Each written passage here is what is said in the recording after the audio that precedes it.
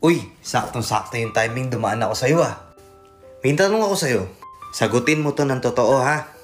Anong dahilan bakit late ka na natutulog? Anong dahilan bakit hindi ka na makatulog ng maayos sa gabi? Yung pilit mong gustong matulog ng maaga pero hindi mo na magawa. Pagod na pagod ka pero hindi ka pa rin makatulog. Feeling ko ikaw to Yung tipong bibuelo ka na, hihiga ka na sa higaan mo. Sobrang tahimik na sa kwarto mo. Pinatay mo na yung ilaw, humiga ka na.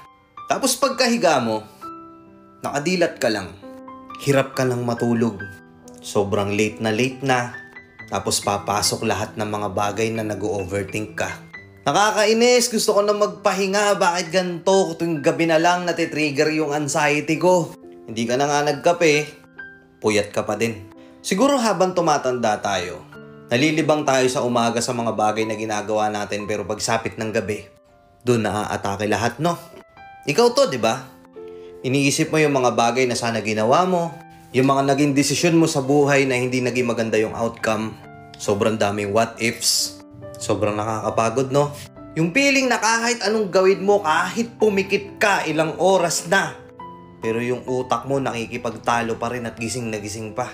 May kanya-kanya tayong reason kung bakit lagi tayo napupuyat sa gabi. Yung iba habang tulala sila, hindi nila namamalaya na iiyak na sila. Yung iba pakiramdam nila kulang sila. Yung iba may namimiss.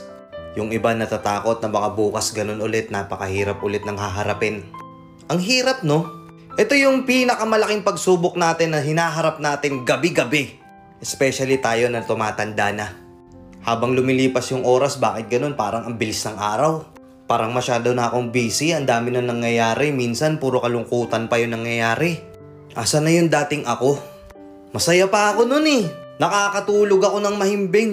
Wala akong iniintinding problema. Yung tipong ayaw mo nang matulog kasi pag gising mo natatakot ka na ganun na naman bukas. Paulit-ulit na lang yung nangyayari. Nakakapagod. Gigising ka ng pagod. Matutulog ka ng puyat. Nararanasan nyo yun? O wag kayong mahiya, pwede kayong magkwento dito sa comment section. Ano yung reason kung bakit ganun? Bakit napupuyat kayo sa gabi, hirap kayong matulog? Tapos ito pa nakakapikon dito. Minsan makakatulog ka nga ng gabi pero magigising ka ng hating gabi. Magigising ka ng madaling araw. Alanganing oras. Nararanasan nyo yun o ako lang ba?